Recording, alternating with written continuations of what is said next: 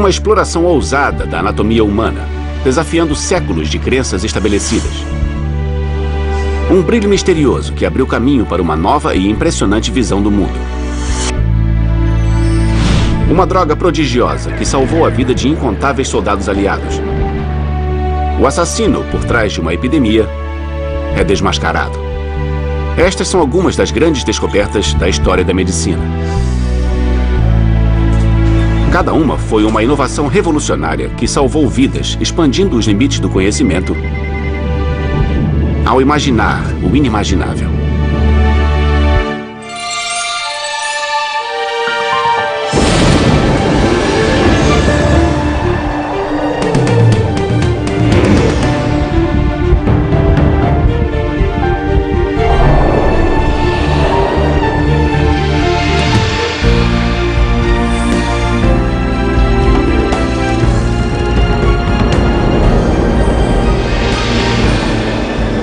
As 100 maiores descobertas do mundo. Medicina. Anatomia humana. Na Grécia Antiga, o tratamento das doenças se baseava mais na filosofia do que na compreensão genuína da anatomia humana. Os procedimentos cirúrgicos eram raros e a dissecação humana não era uma prática aceita. Com isso, os médicos dispunham de poucas informações sobre o interior do corpo humano. A ciência da anatomia humana só floresceria a partir da Renascença. Andreas Vesalius, um médico belga, chocou a sociedade ao decidir pesquisar a anatomia dissecando corpos humanos. Corpos que muitas vezes ele era obrigado a obter na calada da noite. Como Vesalius, os estudantes de medicina que queriam aprender a dissecar precisavam encontrar corpos fora dos meios legais. Quando Vesalius se tornou professor em Pádua, o encarregado das execuções era um amigo seu. Então Vesalius podia entrar e observar os prisioneiros vivos que aguardavam a execução e dizer: eu quero este, eu quero aquele, e então a pessoa era executada. De acordo com o Dr. Ballebel, Vesalius estava determinado a transmitir os primeiros conhecimentos que obteve com suas habilidosas dissecações, escrevendo um livro sobre a anatomia humana. O resultado foi De Humani Corporis Fabrica, a estrutura do corpo humano. Publicado pela primeira vez em 1538, ele é tido como um dos livros mais importantes da literatura médica. É considerado como uma das maiores conquistas da medicina porque contém a primeira descrição precisa do interior do corpo humano. Este foi o maior desafio à autoridade dos antigos médicos gregos. O livro vendeu muito, deve ter atingido um público rico e instruído e chegou muito além da profissão médica. E as figuras se encaixavam de forma elaborada no texto escrito. Ele tornou o conhecimento da anatomia humana muito mais acessível. Graças a Vesalius, o estudo da anatomia humana por meio da dissecação se tornou um componente essencial da educação médica e abriu caminho para a nossa próxima grande descoberta. A circulação sanguínea. O coração humano é um músculo do tamanho de um punho. Ele bate mais de 100 mil vezes por dia e terá batido mais de 2 bilhões de vezes quando chegarmos aos 70 anos, bombeando mais de 19 litros de sangue por minuto. O sangue flui através do corpo, viajando por uma complexa rede de veias e artérias. Se todos os vasos sanguíneos de apenas um corpo humano fossem alinhados, calcula-se que chegariam a cerca de 95 mil quilômetros, o equivalente a mais de 2 voltas na Terra. Mas no início do século XVII, o funcionamento do sangue no corpo era mal compreendido. A teoria dominante dizia que o sangue fluía e refluía através do coração por meio de poros no tecido macio. Entre os que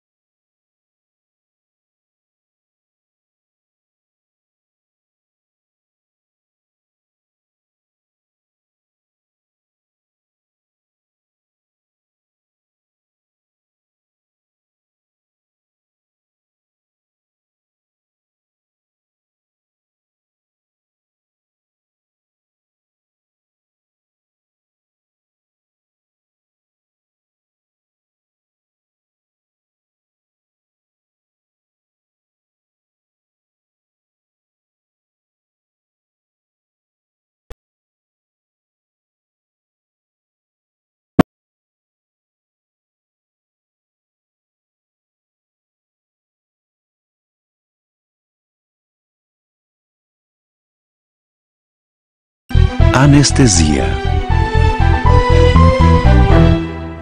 Muito bem, Sr. Mooney. Segure-o. Apesar das primeiras grandes descobertas sobre a anatomia humana terem permitido que os médicos salvassem mais vidas, elas não ajudaram muito a diminuir a dor.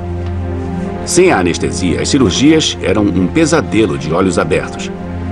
Os pacientes eram subjugados ou amarrados a uma mesa. Os cirurgiões trabalhavam o mais rápido que podiam. Quanto antes o tormento acabasse, melhor. Em 1811, uma mulher descreveu seu suplício.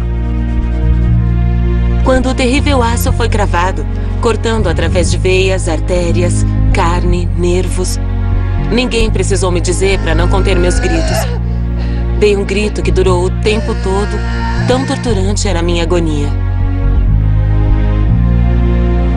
A cirurgia era um último recurso. Muitas pessoas simplesmente preferiam morrer a serem cortadas pelo bisturi do cirurgião. De acordo com a doutora Harden, durante séculos, vários medicamentos foram utilizados para ajudar a aliviar a dor durante as cirurgias. Alguns, como o ópio ou um extrato da raiz da mandrágora, eram narcóticos. A partir de 1840, vários indivíduos abriram o caminho para descobrir anestésicos mais eficientes. Em Boston, 2 dentistas que se conheciam, Horace Wells e William Morton. E na Geórgia, o médico de uma cidade pequena, chamado Crawford Long. Eles fizeram experiências com 2 substâncias químicas que teriam o poder de reduzir a dor. O óxido nitroso, ou gás hilariante, e o éter, uma mistura líquida de álcool e ácido sulfúrico. Mas quem descobriu a anestesia ainda é uma questão polêmica. Todos os 3 doutores reivindicam sua descoberta. Uma das primeiras demonstrações públicas de anestesia ocorreu em 16 de outubro de 1846. William Morton já fazia experiências com éter há meses, tentando encontrar uma dosagem que permitiria ao paciente ser submetido a uma cirurgia sem sentir dor. Com um dispositivo especial que havia criado, ele realizou uma demonstração diante de uma plateia de cirurgiões e estudantes de medicina de Boston. Ele administrou éter em um paciente que estava prestes a ter um tumor removido do pescoço. Morton aguardou. O cirurgião fez a primeira incisão.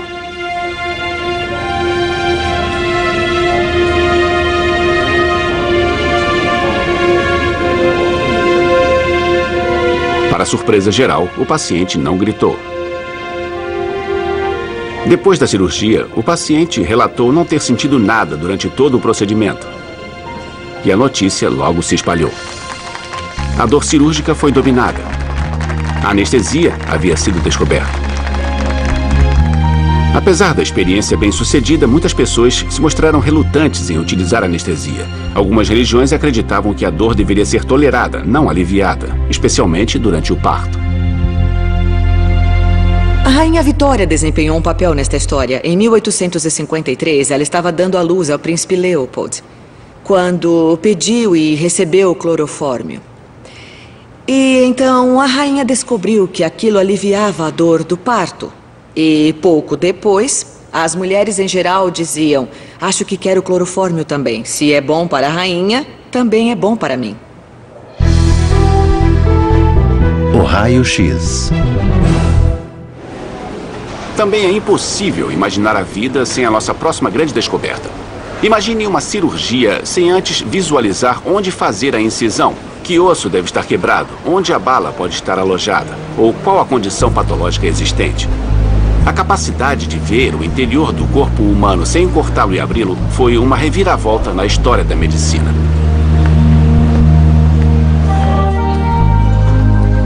Para saber mais sobre isso, eu fiz uma visita a Betty Ann Holtzman Kevles, professora de História na Universidade de Yale. No fim do século XIX, as pessoas utilizavam eletricidade, mas não compreendiam o que ela era. Este é um tubo, que eu acredito ser uma cópia do tubo feita pela Siemens, que deve ter sido usado por Röntgen.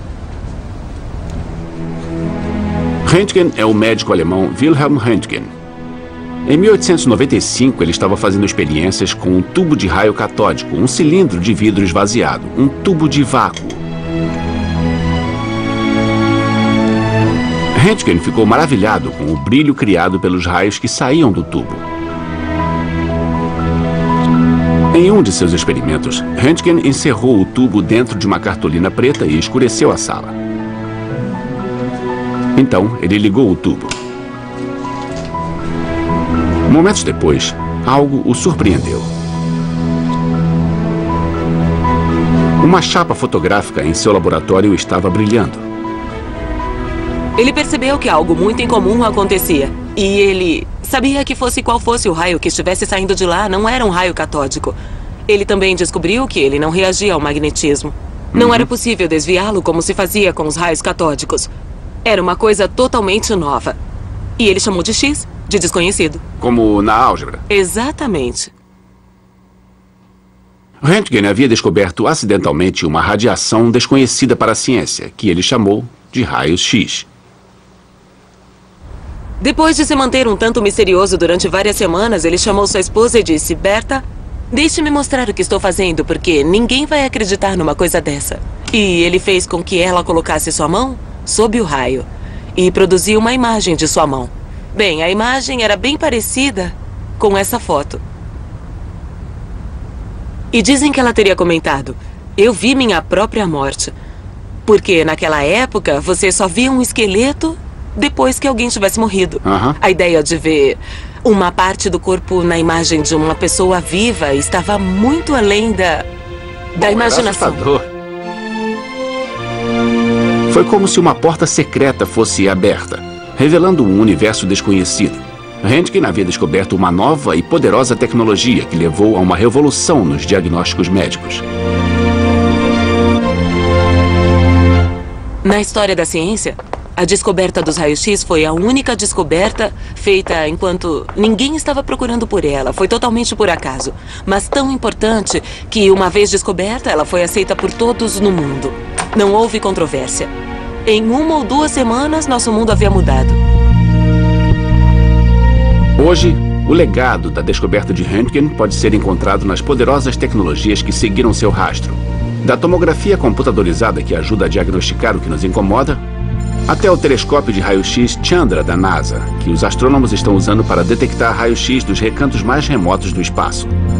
E tudo por uma descoberta revelada acidentalmente.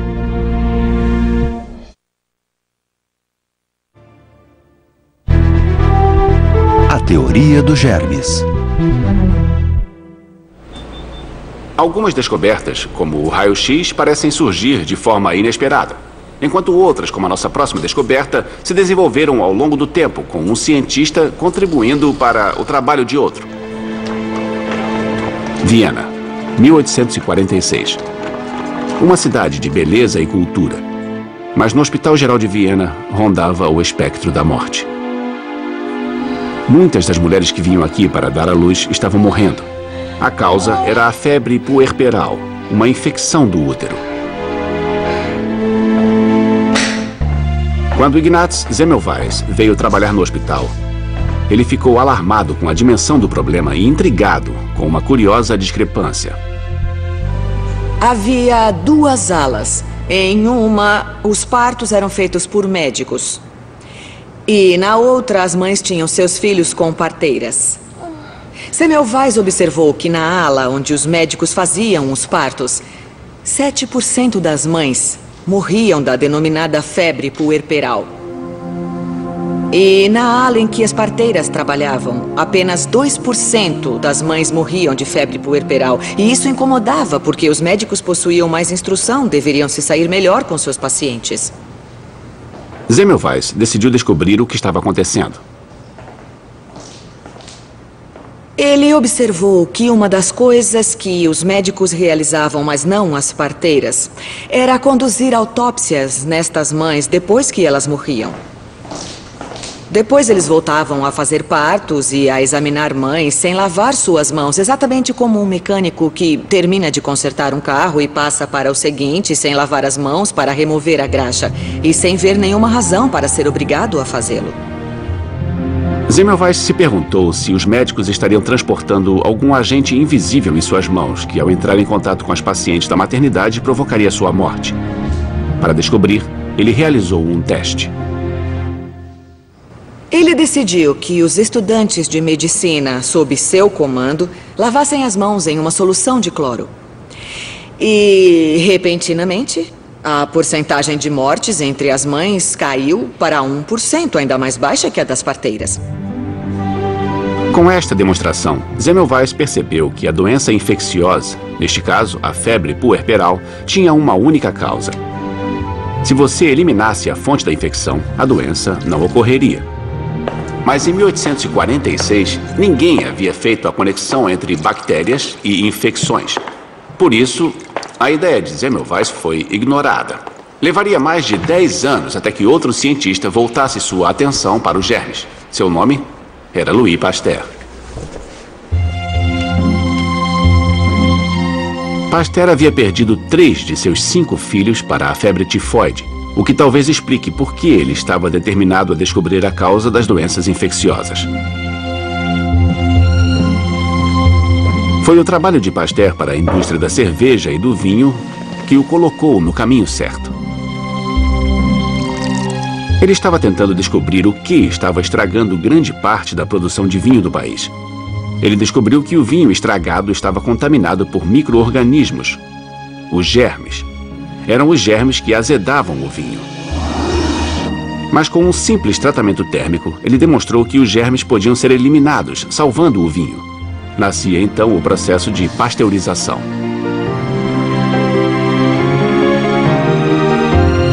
Quando decidiu descobrir a causa das infecções e das doenças contagiosas, Pasteur já sabia onde procurar. Os germes, segundo ele, causavam doenças específicas, e ele provou isso por meio de uma série de experimentos e demonstrações que levaram à sua grande descoberta, a teoria dos germes. A teoria dos germes literalmente sinaliza o início da medicina moderna.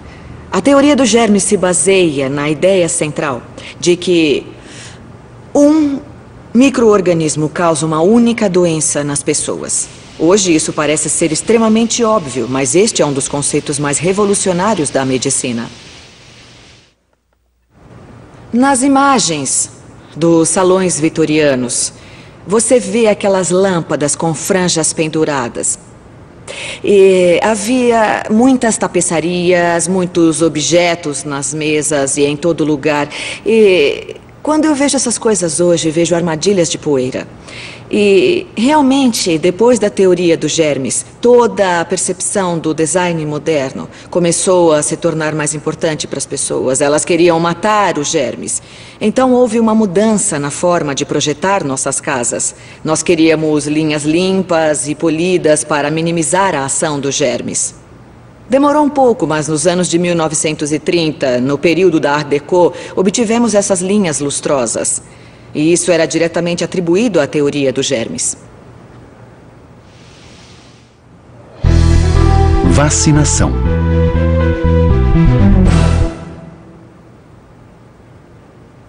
Nossa próxima grande descoberta aconteceu no século XVIII, quando a varíola matou cerca de 40 milhões em todo o mundo.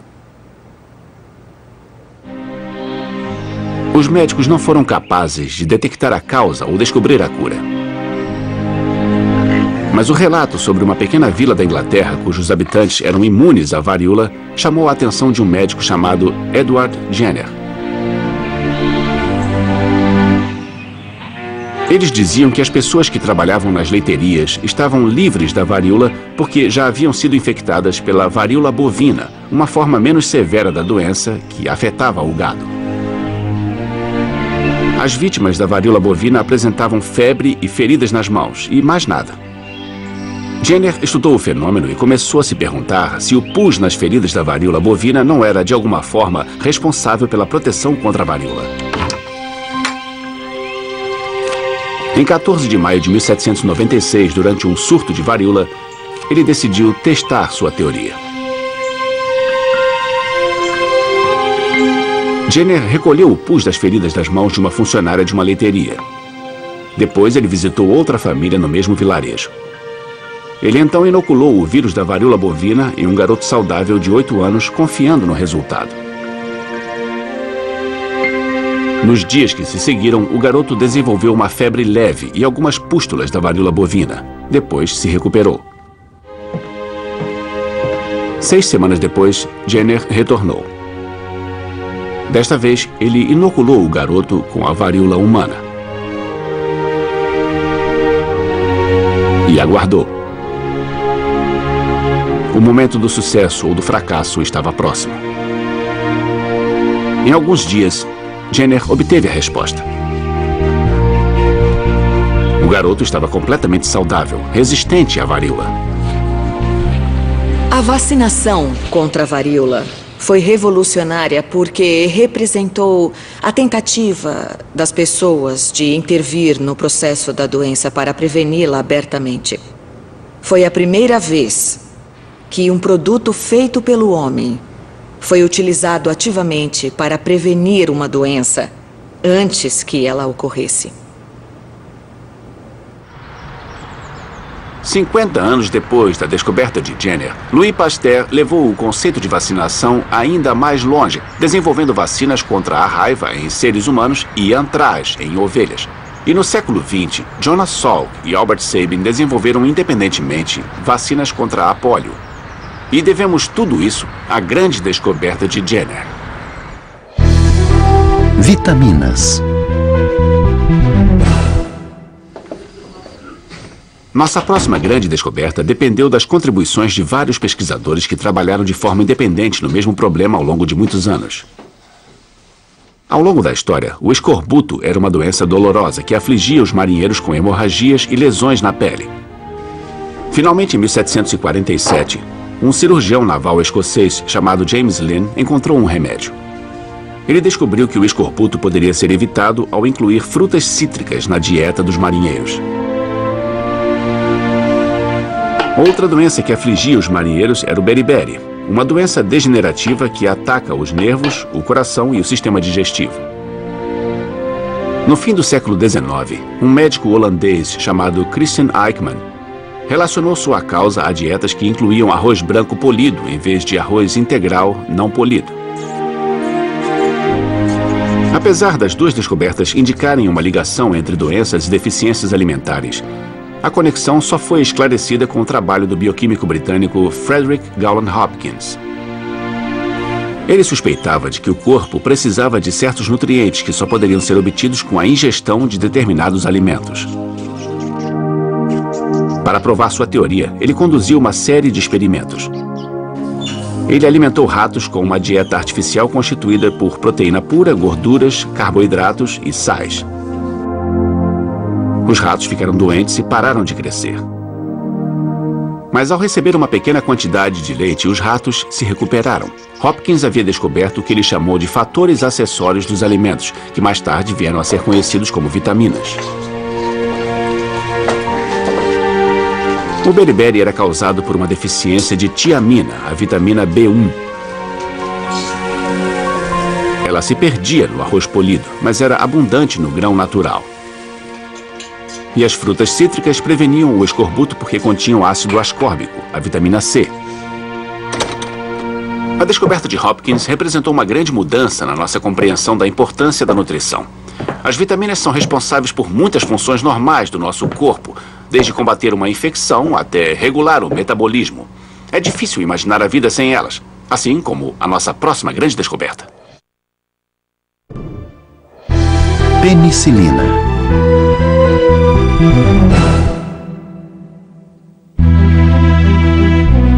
Primeira Guerra Mundial. Mais de 10 milhões de mortos. Muitos devido a ferimentos infeccionados.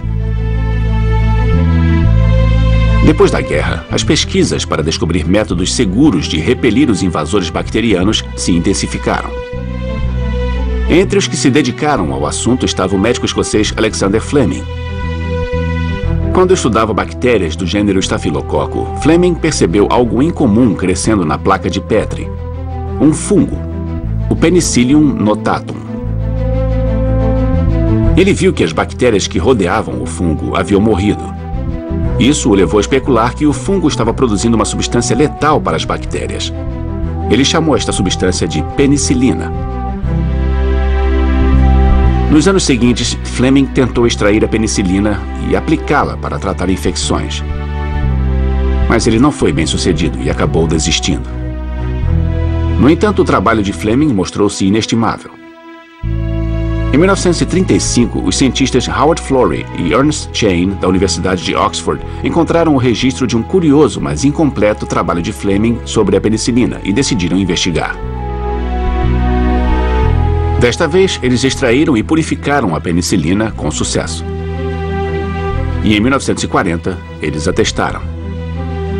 Injetaram doses letais de bactérias do gênero Streptococcus em 8 ratos. Então, injetaram penicilina em 4 destes ratos. Em algumas horas, eles observaram os resultados. Os 4 ratos não tratados com a penicilina morreram.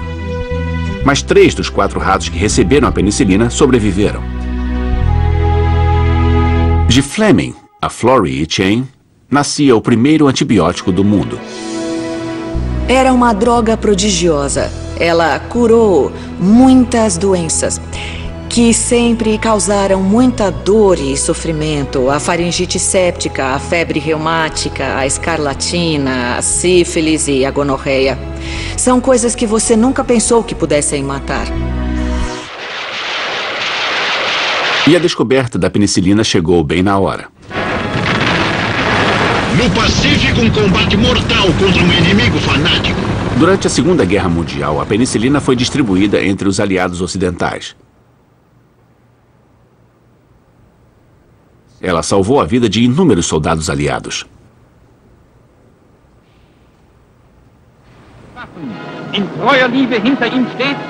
Talvez, sem a penicilina, o resultado da guerra tivesse sido bem diferente. A sulfa.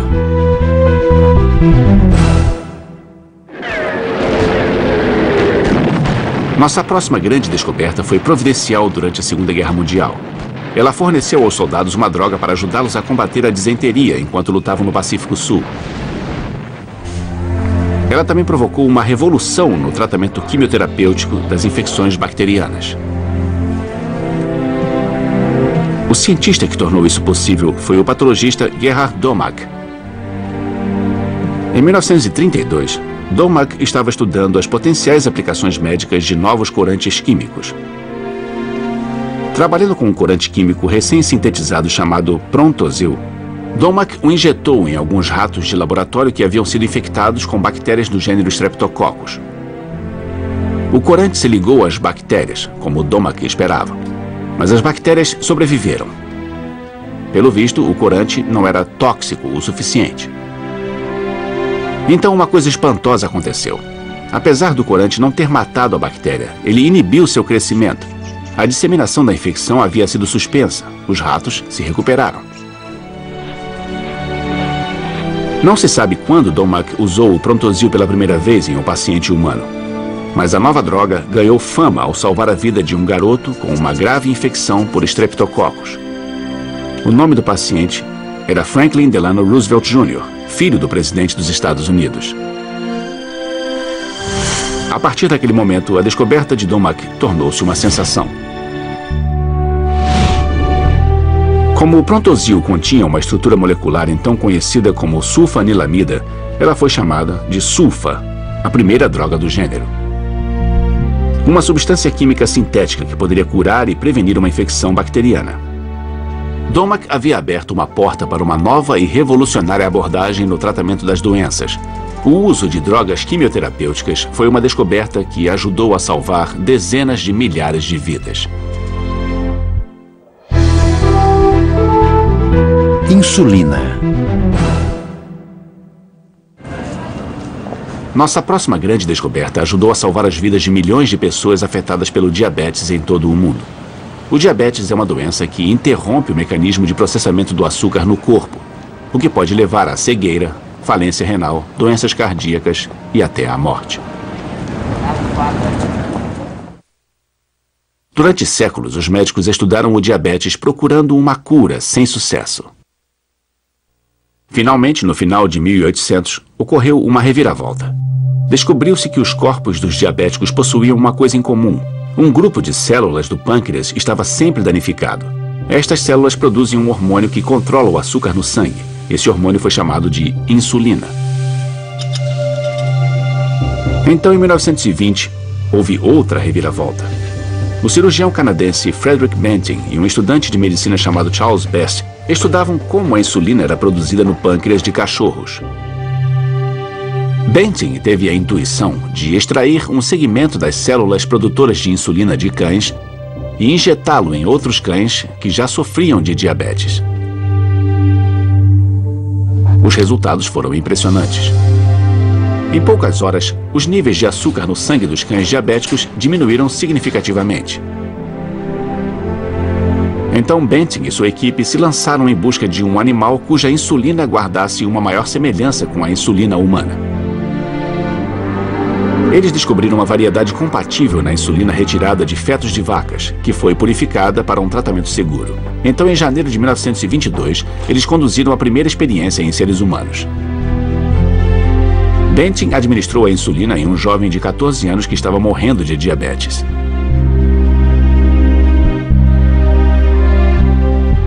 A recuperação do rapaz foi dramática. Qual a importância da descoberta de Banting? Pergunte aos 13 milhões de norte-americanos que dependem da insulina para controlar o diabetes todos os dias.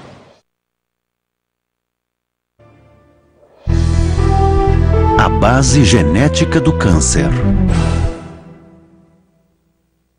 Câncer. A segunda causa principal de mortes nos Estados Unidos. Pesquisas intensivas sobre suas origens e desenvolvimento foram responsáveis por notáveis avanços científicos. E talvez nenhum seja tão significativo como a nossa próxima grande descoberta. Para saber mais sobre esta descoberta, eu me encontrei com dois pesquisadores de câncer ganhadores do Prêmio Nobel, Michael Bishop e Harold Varmus, no Centro de Câncer Memorial Sloan Kettering, na cidade de Nova York. Varmus e Bishop uniram forças para pesquisar o câncer pela primeira vez nos anos 70. Na época, havia várias teorias dominantes sobre a causa da doença. A célula maligna é complicada, não é apenas uma célula que pode se replicar indefinidamente. Ela pode invadir e produzir novos vasos sanguíneos. Suas habilidades são muito complexas. Uma das teorias abordava o vírus do sarcoma de House, um vírus que causava câncer em galinhas. Quando o vírus atacava as células de uma galinha, ele inseria seu material genético no DNA do hospedeiro. Segundo a teoria, o DNA viral depois se tornava um agente causador de câncer. Uma segunda teoria sugeria que, uma vez que o vírus do sarcoma de House inseria seu material genético na célula hospedeira, os genes que causavam o câncer não se ativavam sozinhos, mas permaneciam inativos até serem ativados por influências externas, como substâncias químicas prejudiciais, radiação e até infecções virais. Estes genes que provocavam o câncer, denominados oncogenes, tornaram-se o foco da pesquisa de Varmus e Bishop. A questão fundamental era uma célula humana. O genoma humano contém genes que teriam a capacidade de se transformar em oncogenes do tipo presente em vírus? Genes que causam tumores. Genes que causam tumores, que causam câncer. Eles estão lá ou não? E o que vocês descobriram? Primeiro, observamos as galinhas, porque eram a origem desse vírus. Esse gene estava nas galinhas e depois ele estava em outras aves, em mamíferos, em humanos, ligados ao gene do câncer do vírus de sarcoma de Rose. O que fizemos foi criar uma molécula radioativa que poderia ser usada como uma sonda para descobrir se o oncogene do vírus do sarcoma de Rose se parecia com o gene normal presente nos cromossomos de uma galinha. E a resposta foi sim. Foi uma descoberta determinante. Varmus e Bishop descobriram que o gene causador do câncer já estava presente no DNA das células normais não infectadas das galinhas. O mais extraordinário é que eles o descobriram também no DNA humano, provando que as sementes do câncer talvez já estivessem dentro de nós, no nível celular, só esperando para ser ativadas. Como um de nossos próprios genes, que nós sempre abrigamos, poderia causar o câncer? Quando as células se dividem, erros acontecem. Eles são mais frequentes se a célula é pressionada por raios cósmicos. Fumaça de cigarro. Fumaça de cigarro. É um bom exemplo. E é importante reconhecer que quando uma célula se divide, ela precisa copiar 3 bilhões de pares de DNA.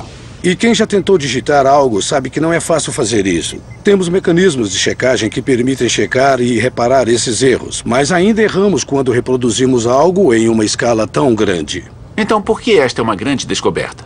Aquela diferença entre o gene no vírus e o gene nas células exemplifica a maneira fundamental com que as pessoas tentavam avaliar o câncer, e agora nós realmente enxergamos o câncer como pequenas mudanças em genes específicos em nossas células, que podem fazer células que têm um crescimento regular controlado e outros processos se comportarem como uma célula maligna. E essa foi a primeira ilustração direta deste tipo de coisa. Então, a moderna pesquisa sobre câncer é resultado da sua descoberta? É a plataforma fundamental sobre a qual quase todas as abordagens moleculares do câncer são construídas. E é claro, se alguém dirigir um hospital de câncer, o que me anima no momento é ver como a compreensão do câncer no nível genético e molecular está influenciando a forma com que tratamos muitos dos nossos pacientes. Por que é importante? Procurar este tipo de gene é essencial para os diagnósticos hoje, é vital para prever como o câncer irá se comportar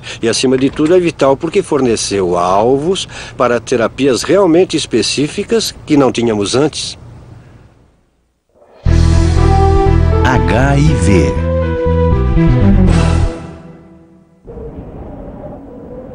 A população da cidade de Chicago é de cerca de 3 milhões de habitantes. O mesmo número de pessoas que estão morrendo a cada ano em decorrência da AIDS, uma das piores epidemias da história moderna.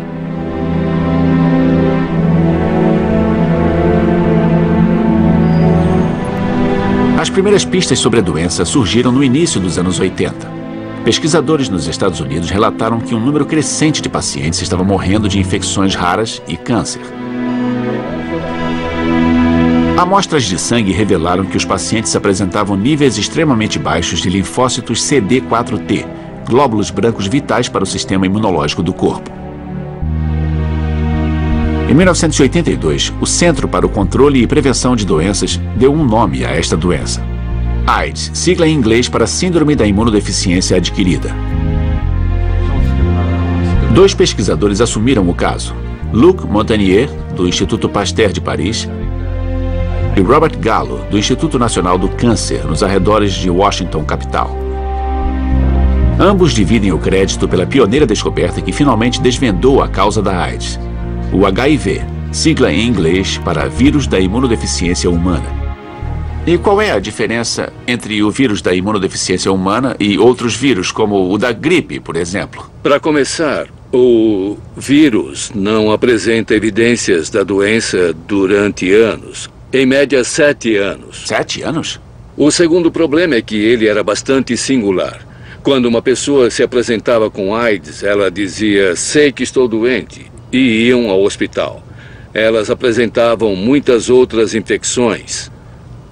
Qual era a causa? Como você demonstrava qual delas era a causa da doença? Na maioria dos casos, um vírus existia por um propósito: infectar uma célula hospedeira e se reproduzir. Geralmente, ele se liga à hospedeira e então libera sua informação genética dentro da célula. Isso permite que o vírus assuma as funções normais da célula, redirecionando-as para produzir novas partículas de vírus. Estas partículas são então liberadas para atacar mais células. O HIV não é um vírus convencional. Ele pertence a uma família de vírus ou uma categoria de vírus que os cientistas chamam de retrovírus. Em que os retrovírus diferem? A singularidade do retrovírus é a seguinte: podemos dizer que esta é a definição de um retrovírus. Sua informação genética na forma de RNA se converte em DNA. Mas o que acontece com o DNA é que é o problema. E qual é o problema? O DNA é incorporado aos nossos genes. O vírus do DNA se torna parte de nós. Como os linfócitos T4 passam a funcionar, neste processo eles reproduzem exatamente o DNA do retrovírus dentro delas. Isso mesmo. Para sempre. Você nunca se livra disso. Você terá células hospedeiras que abrigam a informação genética do vírus, às vezes fazendo vírus, algumas em silêncio, quietas, talvez ocultas, e só depois despertam e reproduzem o vírus de novo. Isso significa que logo depois da infecção, estamos estabelecendo uma infecção que talvez dure toda a vida. Este é o ponto crucial da questão para mim. Quando você diz que há muita variação, é uma variação dentro de um indivíduo, como se você estivesse combatendo todas as formas diferentes de vírus dentro de você? Existem HIVs que se assemelham em um certo local geográfico. Nós lhe demos um nome, um subtipo. Na América e na Europa, o subtipo B tem sido a forma dominante. Tendo em mente que a América é subtipo B, existem todos os tipos de variedades isoladas de pacientes norte-americanos que, apesar de pertencerem ao subtipo B, são diferentes uns dos outros. E isso complica ainda mais as coisas. Às vezes, 2 subtipos diferentes podem ser encontrados no mesmo indivíduo e pode haver uma recombinação. Em um indivíduo infectado com um tipo de HIV pertencente ao subtipo B, existem variantes menores que são quase infinitas. A cada ciclo de replicação, erros são cometidos. Toda vez que o RNA vai para o DNA e ocorrer integração, haverá um percentual de variação. A cura para o HIV ainda é incerta. Mas a descoberta de que o HIV é um retrovírus e que provoca a AIDS gerou avanços na luta contra a doença e além dela. O que mudou na medicina desde a descoberta dos retrovírus, ou mais especificamente a descoberta deste vírus? A AIDS tem sido fundamental para demonstrar que a terapia com drogas antivirais é possível. Em geral, pensava-se que, como os vírus usurpavam nossas células para poder se reproduzir, seria quase impossível atingi-los efetivamente sem envenenar uma pessoa. Então você está dizendo que ninguém iria investir nesses antiviróticos? A AIDS abriu as portas para a pesquisa antiviral, tanto nas empresas farmacêuticas como em universidades de todo o mundo. A AIDS também gerou mudanças sociológicas positivas. Eu testemunhei de perto a diferença entre as nações desenvolvidas e em desenvolvimento. Não se pode atirar as drogas na praia e ir para casa. É preciso treinamento para usá-las. E temos este relacionamento com vários países africanos agora. Então é uma ironia que esta terrível doença, assim. na verdade, esteja unindo as pessoas. Acho que sim. Graças às descobertas que acabamos de ver, o mundo mudou. Da teoria dos germes à descoberta das origens do câncer, estes avanços alteraram o curso da história, salvando inúmeras vidas e expandindo os limites do conhecimento médico até onde estamos hoje. Prontos para o próximo avanço, para a próxima grande descoberta.